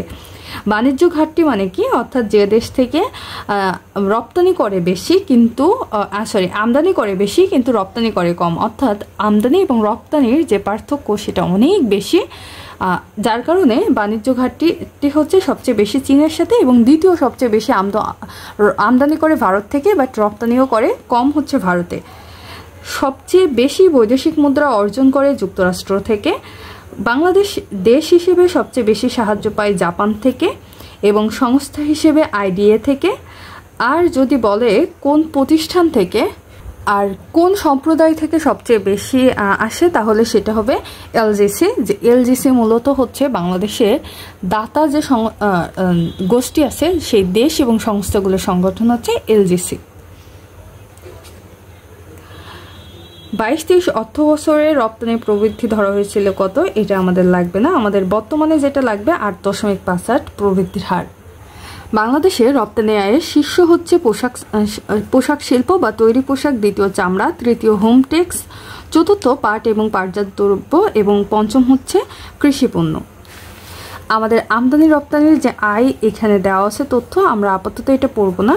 পরবর্তীতে আমরা যাব যে সবচেয়ে বেশি রপ্তানি আয় হয় কোন দেশ থেকে? যুক্তরাষ্ট্র থেকে, এবং দ্বিতীয় সর্বোচ্চ আসে জার্মানি থেকে, আর সবচেয়ে আমদানি ব্যয় হয় চীনের সাথে বা চীনে, আর দ্বিতীয় সর্বোচ্চ ব্যয় হয় হচ্ছে ভারতে। তাহলে আমরা যদি এখানে খেয়াল করি যে সবচেয়ে বেশি রপ্তানি করে কোন দেশে? যুক্তরাষ্ট্রে। তো যুক্তরাষ্ট্র থেকে আমাদের সবচেয়ে বেশি রপ্তানি আয় হয় এবং জার্মানি থেকে আমাদের দ্বিতীয় সর্বোচ্চ রপ্তানি আয় হয়। তৃতীয় আমরা আমদানি সবচেয়ে বেশি করি চীন থেকে এবং দ্বিতীয় সবচেয়ে বেশি আমদানি করি বা আমদানি ব্যয় করি ভারতে। বাংলাদেশে যে দাতা যে সংস্থাগুলো আছে সেই সংস্থাগুলোর মধ্যে সবচেয়ে বেশি পরিমাণে দান করে ADB এবং দ্বিতীয় সবচেয়ে বেশি দান করে IDA। আর এরপরে দেশ হিসেবে প্রথমে জাপান, দ্বিতীয় দেশ হিসেবে জাপান। এখানে 2টা বছরের দেওয়া আছে, একটা 21-22 অর্থ বছর, একটা 22-23 অর্থ বছরের সমীক্ষা দেওয়া আছে। আমাদের যেটা দেখতে হবে 24-25-এর যে দানটা আসছে সেটা, অর্থাৎ 25-এর যেহেতু জুন চলে গেছে, এখানে এই তথ্যটা আমার আপডেট করা নেই। এখানে একটু দেখে নেবেন যে অর্থনৈতিক সমীক্ষা 2024-25-এর যেটা সেটা। রপ্তানি আয়ের লক্ষ্য এটাও পড়ব না আমরা। আচ্ছা, বাংলাদেশে প্রধান রপ্তানি পণ্য কোনটি? তৈরি পোশাক। বাংলাদেশের পণ্য আমদানিতে শীর্ষ দেশ কোনটি? USA এবং দ্বিতীয় হচ্ছে জার্মানি। বাংলাদেশের বার্ষিক বৈদেশিক সাহায্যের পরিমাণ নির্ধারণকারী সংস্থা হচ্ছে বাংলাদেশ ডেভেলপমেন্ট ফোরাম বা BDF। BDF মূলত বাংলাদেশের যে উন্নয়নের জন্য কাজ করে থাকে। এর যে সমন্বয়কারী সংস্থা হচ্ছে বাংলাদেশ ব্যাংক, আর এটি ফ্রান্সের তত্ত্বাবধানে এটি প্রতিষ্ঠিত হয়েছিল। এর কাজ হচ্ছে বিদেশি সহযোগিতাগুলো বাংলাদেশে নিয়ে আসা। বর্তমানে সদস্য আছে 26টি এবং এর যে সংস্থা আছে 4টি। এর কাজ মূলত যে বিদেশি বার্ষিক বৈদেশিক যে সাহায্যগুলো আছে সেগুলো নির্ধারণ করা। বাংলাদেশের সর্ববৃহৎ রপ্তানি বাজার মার্কিন যুক্তরাষ্ট্র। জাপানের বৈদেশিক সাহায্য সংস্থার নাম কি? জাইকা। জাপানের বৈদেশিক বাণিজ্য সংস্থার নাম হচ্ছে জেটরো। আচ্ছা, জাপানের বৈদেশিক বাণিজ্য যে সংস্থা সেটার নাম হচ্ছে জেটরো, কিন্তু সাহায্য যে সংস্থা সেটার নাম হচ্ছে জাইকা। এটা খেয়াল রাখবেন, যেটা সাহায্য করে সেটার নাম জাইকা আর বাণিজ্য করে সেটা জেটরো। বাংলাদেশে সবচেয়ে বেশি বৈদেশিক মুদ্রা অর্জন করে কোন দেশ থেকে? যুক্তরাষ্ট্র থেকে। বাংলাদেশের সর্বোচ্চ ঋণদাতা দেশ হচ্ছে জাপান, জাপানের জাইকা। বাংলাদেশ প্রবাসী আয়ে বিশ্বের বর্তমানে শীর্ষ দেশ হচ্ছে ভারত। মানব সম্পদ উন্নয়নে অন্যতম উপাদান হচ্ছে জনশক্তি আমদানি করা। বাংলাদেশে সবচেয়ে বেশি রেমিটেন্স অর্থ প্রদান করে কোন দেশের প্রবাসীরা? এটা বর্তমানে সংযুক্ত আরব আমিরাত। এটা যখন আপনি দেখছেন সেই সময়ের যে আপডেট তথ্য সেটা একটু দেখে নেবেন। যে তথ্যগুলো পরিবর্তনশীল, অর্থাৎ যেটা বর্তমান বা সাল উল্লেখ থাকবে দেখবেন, ওই তথ্যগুলো আপনারা যখন দেখবেন বা পড়বেন তখন একটু গুগলে রিচেক করে নেবেন। ক্রস চেক করলে হবে কি যে ওই সময়ের আপডেট তথ্য যেটা সেটা জেনে গেলেন, বা এমনও হতে পারে যে যেটা শুনতেছেন ওইটা মাথায় গেঁথে যেতে পারে, বাট সাথে সাথে দেখলে ওইটা আর ভুল হবে না। এরপরে আমরা পড়ব বাংলাদেশের অর্থনৈতিক অঞ্চল কর্তৃপক্ষ বা বেজা সম্পর্কে। এর ফুল ফর্ম হচ্ছে বাংলাদেশ ইকোনমিক জোনস অথরিটি। এই বেজা গঠিত হয় 2010 সালে। এই বেজার নিয়ন্ত্রক হচ্ছে প্রধানমন্ত্রীর কার্যালয়। বেজার সভাপতি প্রধানমন্ত্রী। উদ্দেশ্য বিশেষ অর্থনৈতিক অঞ্চল বা SEZ স্পেশাল ইকোনমিক জোন প্রতিষ্ঠা করা। 2030 সালের মধ্যে অর্থনৈতিক অঞ্চল প্রতিষ্ঠা হবে 100টি। কতটি? 100টি। এর মধ্যে মোট অনুমোদন পেয়েছে 97টি, যার 68টি সরকারি এবং 29টি বেসরকারি। বাস্তবায়নাধীন আছে 29টি। জাপান বিনিয়োগ করেছে জাপান বিনিয়োগে SEZ হবে নারায়ণগঞ্জের 2500-এ। এটি হবে এশিয়ায় জাপানের সবচেয়ে বড় বিনিয়োগ। আমাদের এটা পড়া লাগবে না, আমাদের মূলত পড়া লাগবে যে SEZ কোন দেশের সহযোগিতায় গঠিত হচ্ছে? জাপানের। SEZ কোথায় অবস্থিত? নারায়ণগঞ্জের 2500-এ এটি অবস্থিত হবে। এরপরে ভারতের বিনিয়োগে যে SEZ হবে সেটা মোংলা সহ বাগেরহাটের মোংলা সহ 5টি জায়গায়। চীনের বিনিয়োগে SEZ যেটি হবে সেটি চট্টগ্রামের আনোয়ারায়। আমাদের এখান থেকে তিনটা দেশের বিনিয়োগে দেখলাম যে ভারত বাংলাদেশের SEZ এর জন্য 5টা জায়গায় বরাদ্দ রাখছে, তার মধ্যে একটা হচ্ছে মোংলা, বাগেরহাটের মোংলা। জাপান নারায়ণগঞ্জের 2500-এ, আর চীন হচ্ছে চট্টগ্রামের আনোয়ারায়। মহেশখালী বিশেষ অর্থনৈতিক অঞ্চলের নাম পরিবর্তন করে সোনাদিয়া ইকো ট্যুরিজম পার্ক রাখা হয়েছে। তাহলে সোনাদিয়া ইকো ট্যুরিজম পার্ক মূলত কোন ধরনের প্রতিষ্ঠান? এটি বিশেষ অর্থনৈতিক অঞ্চল বা SEZ স্পেশাল ইকোনমিক জোন। এটা কোথায় অবস্থিত? এটি মহেশখালীতে অবস্থিত। তো আমরা এরপরে এইটুকু আরেকবার একটু সামারাইজ করি যে BEZ কি? বাংলাদেশ ইকোনমিক জোন অথরিটি বা বাংলাদেশ অর্থনৈতিক অঞ্চল কর্তৃপক্ষ। এটা প্রতিষ্ঠিত হয় 2010 সালে। এর যে নিয়ন্ত্রক প্রধানমন্ত্রীর কার্যালয়, সভাপতি প্রধানমন্ত্রী, আর এর আন্ডারে 100টি অঞ্চল প্রতিষ্ঠিত হবে, যার মধ্যে যেটা 2030 সালের মধ্যে, যার মধ্যে অলরেডি 97টি অনুমোদন পেয়েছে, 68টি সরকারি এবং 29টি বেসরকারি, এবং বর্তমানে কাজ চলমান আসছে বা বাস্তবায়ন হয়েছে 29টি। জাপান হচ্ছে 2500-এ নারায়ণগঞ্জের জন্য বিনিয়োগ করবে, যেটা এশিয়াতে সবচেয়ে বড় বিনিয়োগ হবে জাপানের। ভারত বিনিয়োগ করবে মোংলা সহ বাংলাদেশের 5টি SEZ-এ, আর চীন বিনিয়োগ করবে চট্টগ্রামের আনোয়ারায়। মহেশখালীতে বিশেষ অর্থনৈতিক অঞ্চলের নাম Sonadia eco tourism park. One stop one service বা OSS মূলত বিনিয়োগকারীদের জন্য সব ধরনের সেবা এক ছাতার নিচে প্রদানের লক্ষ্যে অন স্টপ অন সার্ভিস বিল 2018 পাশ করা হয়। 2019 সালের 24 ফেব্রুয়ারি বিডা সমিতির সীমিত সেবা নিয়ে ওএসএস চালু করে। তাহলে আমাদের এখানে মূলত যেটা পড়তে হবে, ওএসএস মূলত কি, বিনিয়োগকারীদের সব ধরনের সেবা একসাথে নিচে প্রদানকারীর লক্ষ্যে যে সংস্থা বা যে প্রতিষ্ঠা, সেটা হচ্ছে ওএসএস। এটি প্রতিষ্ঠিত হয় 2019 সালে। কোন সংস্থা এটা প্রতিষ্ঠা করে? বিডা। এরপরে আমরা পড়ব বঙ্গবন্ধু শেখ মুজিবুর রহমান শিল্পনগর। আচ্ছা, এই যে নামটা, এই নামটা কিন্তু পরিবর্তন করা হয়েছে। মোটামুটি জানেন যে বাংলাদেশের অনেকগুলো বঙ্গবন্ধুর নামে বা শেখ পরিবারের নামে থাকা অনেকগুলো প্রতিষ্ঠানের নাম পরিবর্তন করা হয়েছে। তার মধ্যে এটা একটা। এটার নাম পরিবর্তন করে কি রাখা হয়েছে অবশ্যই জানাবেন কমেন্টে। তাহলে দেখা যায় যে আপনারটা রিভিশন হয়ে গেল, যারা জানে না তাদের জন্য এটা জানতে সুবিধা হলো। আমরা এটা সম্পর্কে একটু পড়ে ফেলি যে বাংলাদেশের সর্ববৃহৎ অর্থনৈতিক অঞ্চল হবে বঙ্গবন্ধু শিল্পনগর, যেটার নাম পরিবর্তন করা হয়েছে। এর আয়তন 30,000 একর, জোন হবে 30টি। আয়তন মনে রাখা হবে না যে এই শিল্পনগরের জোন হবে কয়টি, 30টি। এটি অবস্থিত মিরসরাই এবং সীতাকুণ্ড উপজেলায় এবং ফেনীর সোনাগাছি উপজেলায়। তাহলে চট্টগ্রামের মিরসরাই এবং সীতাকুণ্ড চট্টগ্রামের 2টা উপজেলায় এবং ফেনীর একটা সোনাগাছি উপজেলায়, এই 3টা উপজেলা মিলে এই শিল্পনগরটি প্রতিষ্ঠিত হবে। এর কাজ শেষ হবে 2025 সালে এবং এই প্রকল্পে অনুমোদন দেওয়া হয়েছে 4,347 কোটি টাকা।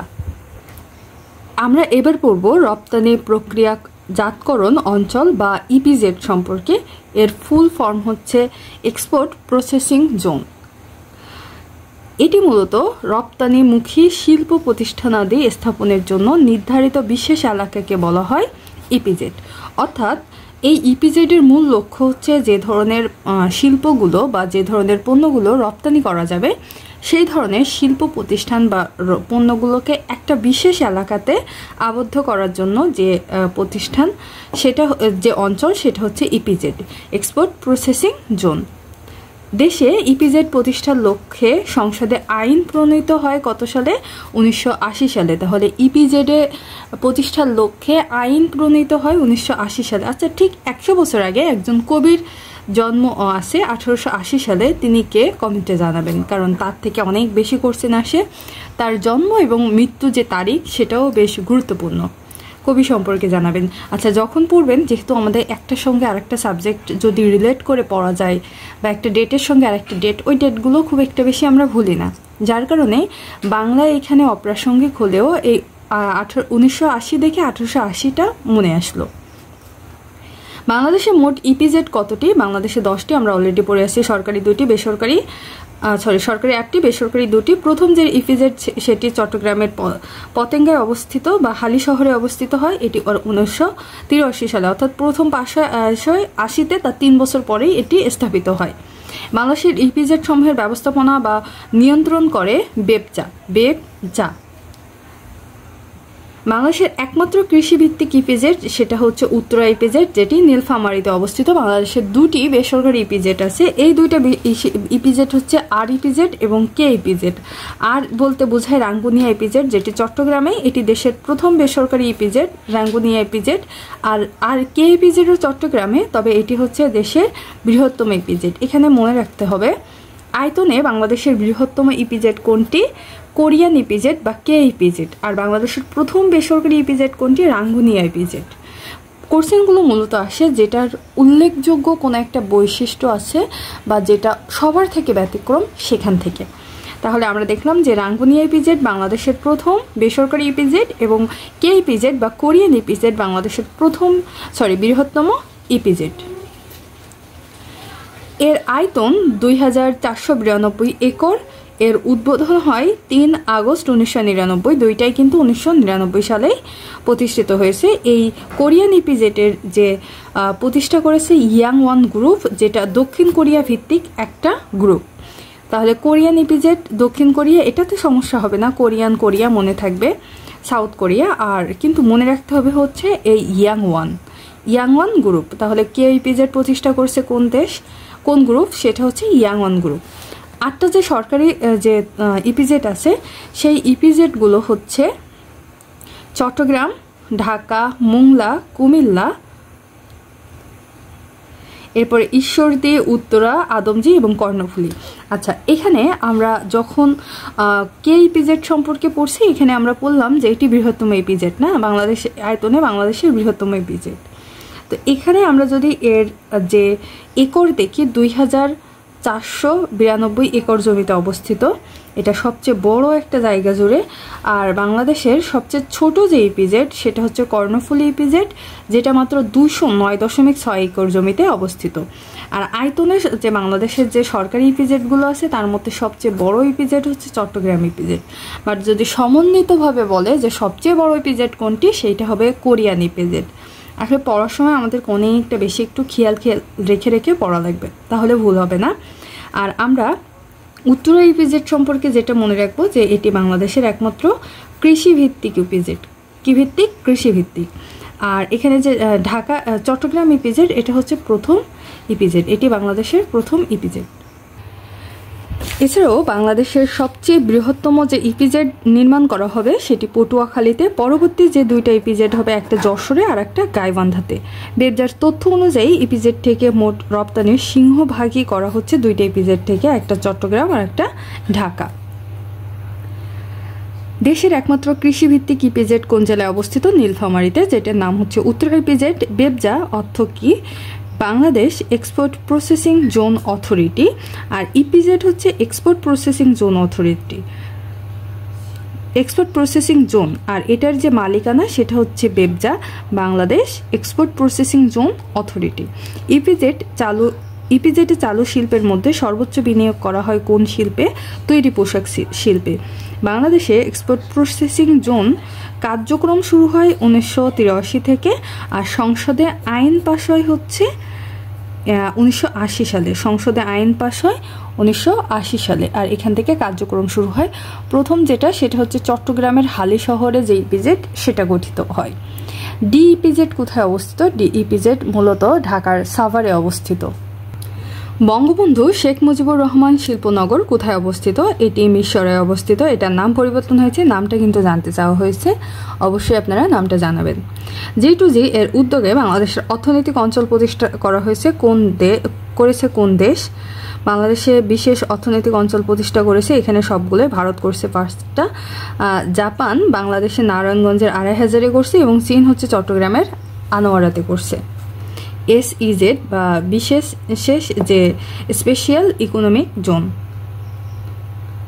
বেবজা কত সালে প্রতিষ্ঠিত হয়? বেবজা প্রতিষ্ঠিত হয় ইপিজেড প্রতিষ্ঠার লক্ষ্যেই বেবজা প্রতিষ্ঠিত হয় 1980 সালে। ইপিজেড এর পূর্ণরূপ কি? Export processing zone. বাংলাদেশে বর্তমানে ইপিজেড এলাকা কয়টি? 10টি। বাংলাদেশে কয়টি বেসরকারি ইপিজেড আছে? 2টি। একটা হচ্ছে রাঙ্গুনিয়া ইপিজেড আর একটা হচ্ছে কোরিয়ান ইপিজেড। দুইটাই বাংলাদেশের চট্টগ্রামে অবস্থিত। রাঙ্গুনিয়া ইপিজেড হচ্ছে প্রথম বেসরকারি ইপিজেড, আর কোরিয়ান ইপিজেড হচ্ছে বাংলাদেশের সবচেয়ে বৃহত্তম ইপিজেড, যেটা ইয়াংওন কোম্পানি দক্ষিণ কোরিয়ার এটি প্রতিষ্ঠা করছে। বাংলাদেশের বৃহত্তম রপ্তানি জাতকরণ অঞ্চল কোনটি? এটি হচ্ছে চট্টগ্রাম। বাংলাদেশের অষ্টম ইপিজেডের নাম কি? অষ্টম ইপিজেড কর্ণফুলী ইপিজেড, যেটি পতেঙ্গায় অবস্থিত চট্টগ্রামে। এটি হচ্ছে সবচেয়ে ক্ষুদ্রতম ইপিজেড। বাংলাদেশের সবচেয়ে শেষ ইপিজেড কোথায় অবস্থিত? বাংলাদেশের শেষ যে ইপিজেড সেটি চট্টগ্রামে অবস্থিত। বাংলাদেশে ইপিজেড নেই কোথায়? ইপিজেড নেই রাজশাহীতে, বাকি সব জায়গায় আছে। ইপিজেড হলো রপ্তানি প্রক্রিয়াকরণ এলাকা। বাংলাদেশের যে বিনিয়োগ তথ্য, অর্থাৎ বাংলাদেশের কোন দেশ বা কোন খাতে সবচেয়ে বেশি বিনিয়োগ হয়ে থাকে সেগুলো সম্পর্কে আমরা এবার পড়ে ফেলব। বাংলাদেশের প্রথম যে দেশের সাথে পুঁজি বিনিয়োগ চুক্তি স্বাক্ষর করে যুক্তরাজ্যের সাথে 1984 সালে, অর্থাৎ ইপিজেড বা বেবজা গঠিত হয় যে সালে, সেই সাল থেকে বাংলাদেশের বিনিয়োগ বর্ষ ঘোষণা করা হয়েছে 1997 সালকে। বাংলাদেশের বিনিয়োগ বর্ষ ঘোষণা করা হয়েছে 1997 সালকে। সরকারি হিসেবে 2022-23 অর্থ বছরে, আচ্ছা এখানে এগুলো আমরা তথ্যগুলো এখান থেকে পড়বো না, এগুলো আপডেট তথ্যগুলো জেনে নেবেন যে বছরে দেখবেন যে সেই বছরের এফডিআই কত আর নিট এফডিআই কত, আর সেটা বাংলাদেশ ব্যাংকের মতে কত আর বিশ্ব ব্যাংকের মতে কত। আচ্ছা, বাংলাদেশের বিনিয়োগকারী সবচেয়ে, আচ্ছা এখান থেকে এই তথ্যগুলো একটু হচ্ছে আপডেট লাগবে, আমরা এটা স্কিপ করতেছি। স্কিপ করতেছি বলতে যেহেতু এই তথ্যগুলো আমার আপডেট করা নেই, তো এই ক্ষেত্রে দেখা যায় যে আমি আপডেট করে এখানে লিখতে গেলে সময়টাও বেশি লাগবে। যেহেতু আমার কাছে ফোন বা একটাই মাত্র গেজেট, আমি এই মুহূর্তে এই তথ্যগুলো আপডেট দিতে পারতেছি না। আপনি এখানে দেখে যে তথ্যগুলো এখানে আসে বা চেয়েছে, এগুলো নিজেরা একটু পজ করে এই তথ্যগুলো একটু ক্রস চেক করে দেখে নেবেন। বিডা বা বাংলাদেশ বিনিয়োগ উন্নয়ন কর্তৃপক্ষ, বাংলাদেশ ইনভেস্টমেন্ট ডেভেলপমেন্ট অথরিটি, যেটি 2016 সালে গঠিত হয় 13 অক্টোবর। এর কার্যালয় আগারগাঁও, ঢাকা। বিডা গঠিত হয় বিনিয়োগ বোর্ড এবং প্রাইভেটাইজেশন কমিশনকে একত্রে করে। বিডার বর্তমান প্রধান হচ্ছে প্রধানমন্ত্রী এবং ভাইস চেয়ারম্যান হচ্ছে অর্থমন্ত্রী। তাহলে বিডার প্রধানকে প্রধানমন্ত্রী, যেহেতু এখন প্রধানমন্ত্রী নেই তাহলে প্রধান উপদেষ্টা, এবং এর যে চেয়ারম্যান হচ্ছে অর্থমন্ত্রী। বিডা এর পূর্বতন প্রতিষ্ঠানের নাম কি? বিনিয়োগ বোর্ড এবং প্রাইভেটাইজেশন কমিশন। বাংলাদেশে বিদেশি বিনিয়োগের পরিমাণ সবচেয়ে বেশি কোন দেশের? এটা যুক্তরাষ্ট্র থাকলেও এটা একটু দেখে নেবেন যে কোনটা আছে। দান করে হচ্ছে জাপান, কিন্তু বিনিয়োগ করে কোন দেশ? দান আর বিনিয়োগ এই দুইটা যেন গুলিয়ে না যায়। What is FDI? এফডিআই হচ্ছে foreign direct investment. What does BIDA stand for? Bangladesh investment development authority. PP বা P3 এর পূর্ণরূপ কি? Public private partnership. সরকারি বেসরকারি অংশদারিত্বে প্রতিষ্ঠিত ব্যবসা প্রতিষ্ঠানকে বলা হয় এই যে PPP। টাকশালটা আমাদের সবার অনেক মানে পছন্দের একটা বিষয় হবে, কারণ আমাদের সবারই কম বেশি টাকা পছন্দ। তো টাকা যেখান থেকে ছাপা হয় বা টাকা যেখান থেকে প্রিন্ট করা হয়, সেই যে প্রতিষ্ঠান সেটার নাম হচ্ছে টাকশাল। এটা গাজীপুরে অবস্থিত। এটার ফুল ফর্ম হচ্ছে দ্য সিকিউরিটি প্রিন্টিং কর্পোরেশন, যেটা টাকশাল নামে পরিচিত। বাংলাদেশের একমাত্র টাকা ছাপানোর প্রতিষ্ঠান। এর আনুষ্ঠানিক যাত্রা শুরু হয় 1989 সালে। জাতীয় শিল্প উন্নয়ন পরিষদ, যেটি NCID, the national council for industrial development, এটা মূলত ক্ষুদ্র, মাঝারি এবং বৃহৎ যে শিল্প আছে সেগুলোর প্রতিষ্ঠার জন্য উন্নয়নমূলক কর্মসূচি পালন করে থাকে। NCID এর সভাপতি হচ্ছে প্রধানমন্ত্রী এবং সভাপতি হচ্ছে শিল্পমন্ত্রী। দেখেন, আমরা এখানে দুইটা জিনিস দেখলাম। একটা হচ্ছে বিডা মূলত হচ্ছে আমাদের দেশে যারা মূলত বাণিজ্যের জন্য বিনিয়োগ করে থাকে তাদের যে সংগঠন, সেটা হচ্ছে বিডা। তো এই বিডার যে প্রধানমন্ত্রী হচ্ছে এটার প্রধান, কিন্তু এটার অর্থমন্ত্রী হচ্ছে চেয়ারম্যান। আর NCID এর অর্থমন্ত্রী বা সহসভাপতি হচ্ছে শিল্পমন্ত্রী। বিডার যিনি, তিনি হচ্ছে অর্থমন্ত্রী। সহসভাপতি বা চেয়ারম্যান যিনি, তিনি হচ্ছে অর্থমন্ত্রী। আর শিল্পমন্ত্রী হচ্ছে NCID এর সহসভাপতি। জাতীয় শিল্প উন্নয়ন পরিষদের নির্বাহী কমিটির নাম হচ্ছে ENCID, executive committee of the national council for industrial development. এর আহ্বায়ক হচ্ছে শিল্পমন্ত্রী। ECNCID এর আহ্বায়ক হচ্ছে শিল্পমন্ত্রী। উচ্চ অগ্রাধিকার শিল্প কোনটি? ঔষধ শিল্প। NCID এর সহসভাপতিকে প্রধানমন্ত্রী। এই সহসভাপতি হচ্ছে শিল্পমন্ত্রী, কিন্তু এখানে চাইছে সভাপতিকে প্রধানমন্ত্রী।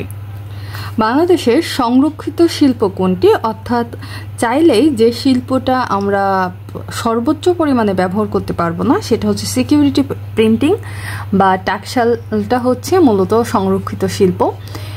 ECNCID এর আহ্বায়ককে শিল্পমন্ত্রী। এখন আমরা শিল্প মন্ত্রণালয় সম্পর্কে পড়বো। আমরা যেমন বাণিজ্য মন্ত্রণালয়ের অধীনে অনেকগুলো প্রতিষ্ঠান পড়ে আসছি, আমরা এখানেও শিল্প মন্ত্রণালয়ের অধীনে অনেকগুলো না, এখানে আমরা 4টা প্রতিষ্ঠান সম্পর্কে পড়বো। যেমন এই শিল্প মন্ত্রণালয় গঠিত হয় কত সালে? 1972 সালে। বাংলাদেশের প্রথম শিল্পমন্ত্রী ছিল মুজিবনগর সরকারের ক্যাপ্টেন M মনসুর আলী। আমরা আগে দেখলাম যে বাণিজ্য মন্ত্রীও কিন্তু ছিল মনসুর আলী। শিল্প এবং বাণিজ্য মন্ত্রণালয়ের দায়িত্বে ছিল ক্যাপ্টেন এম মনসুর আলী। এখন এই যে মন্ত্রণালয়ের অধীনে বিসিআইসি, বিএসএফআইসি, বিএসইসি এবং বিএসসিআইসি এই 4টা প্রতিষ্ঠান আছে। এখন বিসিআইসি কি? Bangladesh chemical industries corporation. এটার বাংলাদেশের যে এই বিসিআইসি এর নিয়ন্ত্রণাধীন 13টি আছে, অর্থাৎ কেমিক্যালের প্রতিষ্ঠান আছে 13টি, এর মধ্যে 8টি হচ্ছে সার কারখানা এবং অন্যান্য প্রতিষ্ঠান হচ্ছে 5টি। তাহলে বাংলাদেশের কেমিক্যাল ইন্ডাস্ট্রি লিমিটেডের বা কর্পোরেশনের আওতাধীন প্রতিষ্ঠান আছে 13টি, সার কারখানা আছে 8টি এবং অন্যান্য যে কারখানা বা প্রতিষ্ঠান আছে 5টি। এরপরে BSEC, Bangladesh steel and engineering corporation, এটা মূলত ইস্পাত এবং প্রকৌশল কর্পোরেশন। এটার অধীনে আছে 9টি প্রতিষ্ঠান। আর বিএসএফআইসি, এস হচ্ছে সুগার এবং ফুড, চিনি এবং খাদ্য যে শিল্প কর্পোরেশন, এর আন্ডারে আছে 15টি চিনিকল। কয়টা চিনিকল আছে বাংলাদেশে? 15টি চিনিকল আছে। আর বাংলাদেশের সার কারখানা আছে 8টি এবং অন্যান্য কারখানা আছে 5টি, যেটা বিসিআইসি এর অধীনে বা বাংলাদেশ কেমিক্যাল ইন্ডাস্ট্রিজ কর্পোরেশনের অধীনে। বিএসআইসি, এস হচ্ছে স্মল কটেজ ইন্ডাস্ট্রিজ কর্পোরেশন, অর্থাৎ ক্ষুদ্র কুটির শিল্প কর্পোরেশন। এটি প্রতিষ্ঠিত হয় 1957 সালে। দেখেন এখানে আমাদের এই বিএসসিআইসি এটা একটু মনে রাখতে হবে, এই কারণে এটা স্বাধীনতার পূর্ববর্তী একটা যে প্রতিষ্ঠান, যেটা বর্তমানে শিল্প মন্ত্রণালয়ের অধীনে আছে। এটি স্বাধীনতার পূর্বে বলতে 1957 সালে এটি প্রতিষ্ঠিত হয়। তো আমরা এখানে 4টা প্রতিষ্ঠান সম্পর্কে জানলাম। বিসিআইসি অর্থাৎ শিল্প মন্ত্রণালয়ের অধীনে আছে যে 4টা মন্ত্রণালয়, সেটা হচ্ছে বিসিআইসি, বিএসএফআইসি আর বিএসইসি, বিএসসিআইসি। বিসিআইসি মূলত কেমিক্যাল যে প্রতিষ্ঠানগুলো আছে এটা 13টা, সার হচ্ছে 8টা, অন্যান্য আছে 5টা। এসএফ হচ্ছে সুগার এবং ফুড, যার অধীনে বাংলাদেশের চিনিকল আছে 15টি। এসই অর্থাৎ হচ্ছে স্টিল এবং ইঞ্জিনিয়ারিং যে ইস্পাত প্রকৌশল যে কর্পোরেশন, যেখানে 9টা শিল্প প্রতিষ্ঠান আছে। এবং এসসি হচ্ছে স্মল এবং কটেজ যে শিল্প প্রতিষ্ঠান, এটা কুটির শিল্প, এর আন্ডারে আছে। এটার প্রতিষ্ঠিত হয় 1957 সালে। তবে এখানে মনে রাখার বিষয় যেটা, এসএফ হচ্ছে, যেখানে এসএফ এর আওতাধীন 15টি চিনিকল থাকলেও 8ম শ্রেণীর পাঠ্য বই যেটা আছে যে বাংলাদেশে 17টি চিনিকল আছে। তার মানে আমাদের 2টা হচ্ছে শিল্প মন্ত্রণালয়ের অধীনে নাই, তাহলে শিল্প মন্ত্রণালয়ের অধীনে আছে 15টি চিনিকল। আমাদের পরবর্তী যেটা পড়া, শিল্প মন্ত্রণালয়ের অধীনে যে দপ্তর বা অধিদপ্তরগুলো আছে। BSTI, Bangladesh standard testing institution, যেটা মূলত পণ্যের মান নিয়ন্ত্রণকারী একমাত্র প্রতিষ্ঠান। এই বিএসটিআই প্রতিষ্ঠিত হয় 1985 সালে। BITAC, Bangladesh industrial and technical assistance centre, যেটা মূলত বাংলাদেশের শিল্প এবং কারিগরি সহায়তা কেন্দ্র, 1962 সালে প্রতিষ্ঠিত হয়। ডিপিডিটি বা department of patent design and trademark, যেটা 2003 সালে প্রতিষ্ঠিত হয়। বাংলাদেশ অ্যাক্রেডিটেশন বোর্ড বা বিএবি, বাংলাদেশ সরকারের একটি স্বায়ত্তশাসিত সরকারি সংস্থা, যেটি 2006 সালে প্রতিষ্ঠিত হয়। এর কাজ হচ্ছে আন্তর্জাতিক মান এবং গাইডলাইন অনুসরণে বিভিন্ন পরীক্ষাগার সনদ প্রদান করা। তাহলে বাবের কাজ মূলত কি? আন্তর্জাতিক মান এবং গাইডলাইন অনুসরণে বিভিন্ন পরীক্ষাগার সনদ প্রদান করা। আর বিএসটিআই এর কাজ হচ্ছে পণ্যের মান নিয়ন্ত্রণকারী একমাত্র সংস্থা এটা। শিল্প এবং কারিগরি সহায়তা প্রদান করে বিআইটিসি। এবং ডিপিডিটি মূলত বাংলাদেশের ট্রেডমার্ক ডিজাইন এবং পেটেন্ট যে অনুযায়ী যে স্বত্বাধিকার যে লিমিটেড, সেটা মূলত যে এক একটা পণ্যের বা এক একটা কোম্পানির যে নিজস্ব লোগো থাকে, এইগুলো নির্ধারণ করে দেয় এই ডিপিডিটি। যদি কেউ এটা লঙ্ঘন করে বা একজন অন্যজনেরটা ব্যবহার করে, তাহলে সেটা পসিবল হবে না এই সংস্থার কারণে। চাইলে সে তখন আইনি সহযোগিতা নিতে পারবে। Which of the following organization is responsible for certifying quality standard of good produced in Bangladesh? BSTI. BSTI এর পূর্ণ অভিব্যক্তি হচ্ছে Bangladesh standard and testing institute. Btrac কি? বিটাক মূলত শিল্প কারিগরি সহযোগিতা কেন্দ্র বা BITAC। এটি 1962 সালে প্রতিষ্ঠিত হয়। কোন সংস্থাতে বাংলাদেশ সরকারের শিল্প মন্ত্রণালয়ের অধীনে? BCIC মূলত এটা হচ্ছে যে কেমিক্যাল যে ইন্ডাস্ট্রিজ আছে সেটা, এর আন্ডারে বাংলাদেশের 13টি প্রতিষ্ঠান আছে, যার মধ্যে 8টি হচ্ছে সার কারখানা এবং 5টি হচ্ছে অন্যান্য কারখানা। এরপরে BCIC এর পূর্ণ নাম কি? Bangladesh chemical industries corporation. Bangladesh chemical industries corporation বাংলাদেশের পণ্যের মান নির্ধারণকারী প্রতিষ্ঠান BSTI, যেটি 1985 সালে প্রতিষ্ঠিত হয়। BSTI প্রতিষ্ঠিত হয় 1985 সালে। মূলত এই ক্লাসের ডিউরেশন অলরেডি 120 মিনিট, 1 ঘন্টা 20 মিনিটের মতো। তো এখানে আমরা 838 পেজ পর্যন্ত পড়ছি, আমাদের আছে 868 পেজ পর্যন্ত, অর্থাৎ আমাদের এখনও অর্ধেকের বেশি পড়া বাকি। তো পরবর্তী ক্লাসে আমরা সেকেন্ড পার্ট পড়ব, যদিও আমাদের প্রথম প্রশ্ন উত্তরে যতটা টাইম লাগছে তার পরেরগুলোতে অত বেশি টাইম লাগে নাই। তো দেখা যায় যে পরবর্তী ক্লাসে পেজ সংখ্যা বেশি থাকলেও আশা করা যায় ক্লাসের ডিউরেশনটা কম হবে। পরবর্তী ক্লাস দেখার আমন্ত্রণ জানিয়ে এই প্রথম পর্বটা আমি এখানে শেষ করলাম, এবং আরও একটা আমন্ত্রণ আপনাদেরকে দিলাম, সেটা হচ্ছে বাংলাদেশ কৃষি সম্পদের ওপরে এই বইয়ের একেবারে প্রথম থেকে শেষ পর্যন্ত যা কিছু আছে এবং আপডেট যত তথ্য আছে সেগুলো সমন্বয়ে একটা ক্লাস এই জবসিকা চ্যানেলে আপলোড করা আছে, চাইলে আপনারা দেখে নিতে পারেন। সেটা আমি ডেসক্রিপশন বক্সে আমি লিঙ্ক দিয়ে নেব। ধন্যবাদ সবাইকে, এবং ক্লাসগুলো ভালো লাগলে সবার সাথে শেয়ার করুন এবং আপনাদের মতামত জানাতে থাকুন। কোন ধরনের ক্লাস চান, কিংবা আমার কোন কোন জায়গাগুলোতে আরও ইমপ্রুভ করা দরকার, কোন কোন জায়গাগুলোতে আমি আরও নজর দিতে পারি সেগুলোর উপরে। ধন্যবাদ সবাইকে। আসসালামু আলাইকুম।